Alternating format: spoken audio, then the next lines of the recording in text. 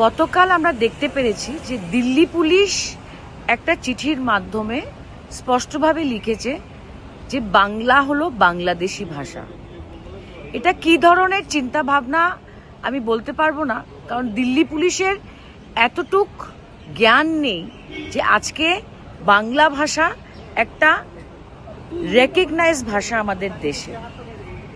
সেটা নিয়ে সমস্ত দেশে সমালোচনা হয়েছে। আমাদের নেত্রী মমতা বন্দ্যোপাধ্যায় প্রথম এটাকে তুলে ধরেছেন এবং নিন্দা জানিয়েছেন।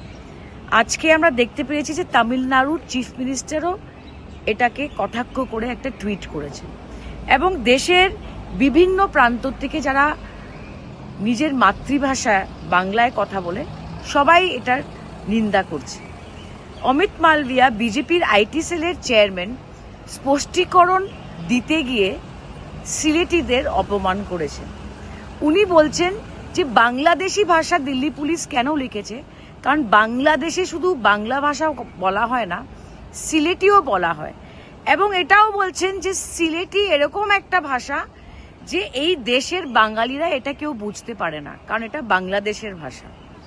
আপনারা অবগত, বরাকের জেলায় আমরা আজকের থেকে না শত শত বছর থেকে সিলেটিতে কথা বলছি, এবং শুধু বরাকে না, বরাকের বাইরেও অনেক সিলেটি মানুষরা আছে, বেঙ্গলে আছে, বম্বেতে আছে, দিল্লিতে আছে। তো অমিত মালভিয়াজিকে বলবো, আপনারা যখন একটা ভাষার ইতিহাস জানেন না, যখন একটা অঞ্চলের ইতিহাস জানেন না, তখন আপনারা এই ধরনের মন্তব্য কেন করছেন? আমি মনে করি এটা সিলেটি ভাষার অপমান। আজকে সিলেটি এতে আমরা অনেকেই কথা বলি, বিগত দিনে বলেছি, আগামী দিনেও বলবো।